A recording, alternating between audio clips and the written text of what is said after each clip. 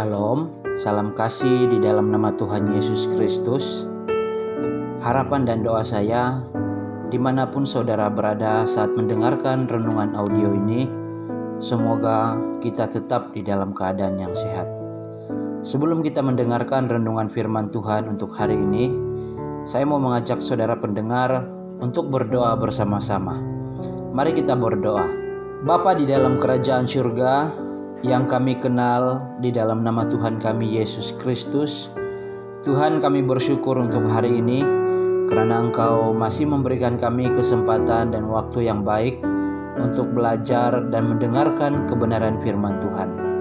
Urapi hamba-Mu yang akan berkongsi kebenaran daripada firman Tuhan, supaya dapat menyatakan isi hati Tuhan kepada siapapun yang akan mendengar. Berkati juga setiap anak-anak-Mu yang akan mendengar, supaya mereka dapat mengerti kehendak Tuhan di dalam hidup mereka. Terima kasih Bapa di surga, di dalam nama Yesus kami berdoa. Amin.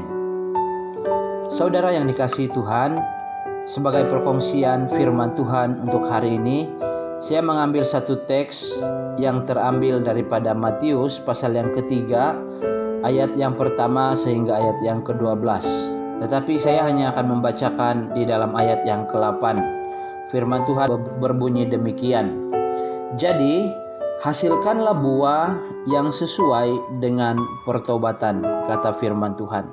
Saudara, sebagai satu tema di dalam perkongsian kita bersama hari ini, saya mengambil satu tema yang sangat sederhana untuk kita pelajari bersama, yaitu pertobatan yang sejati.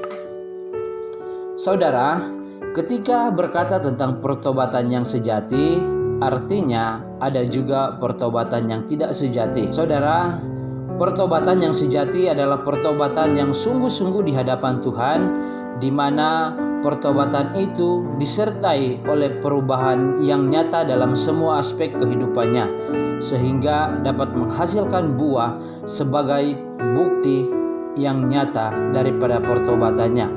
Sebaliknya, pertobatan yang tidak sejati adalah pertobatan yang tidak sungguh-sungguh di hadapan Tuhan. Artinya, mulut berkata percaya, tetapi hidupnya tidak mengalami perubahan dan masih hidup dalam hawa nafsu dan segala macam kecemaran. Saudara yang dikasihi Tuhan, seruan untuk bertobat adalah seruan yang dikatakan oleh Yesus ketika memulai pelayanannya di bumi. Bahkan berita tentang pertobatan ini juga diserukan oleh Yohanes Pembaptis di padang gurun di awal pelayanannya kepada umat Israel. Ini berarti pertobatan adalah satu kehendak Tuhan kepada semua orang, terlebih kepada kita, yaitu orang-orang percaya yang mengaku percaya kepada Yesus. Saudara, memang keselamatan itu adalah sebuah anugerah yang besar dari Allah kepada kita. Namun diperlukan pertobatan yang sejati untuk masuk dalam anugerah Tuhan dan diselamatkan. Tanpa pertobatan tidak mungkin kita diselamatkan. Saudara, sebagai orang percaya, apakah kita telah mengalami pertobatan yang sejati? Adalah menjadi satu kerugian besar kita untuk menjadi orang Kristen, namun kita tidak mengalami pertobatan yang sejati di dalam hidup kita. Karena ini sama saja kita sedang menjalani hidup yang sia-sia.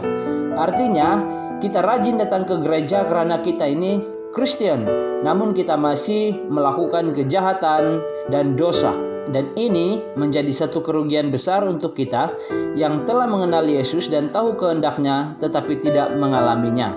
Saudara, iman percaya kepada Yesus harus kita mulai dengan pertobatan yang sejati, yang sanggup meninggalkan semua kehidupan lama yang penuh dengan kejahatan dan dosa, kepada hidup baru yang berkenan kepada Tuhan. Tuhan memberkati. Amin. Mari kita berdoa.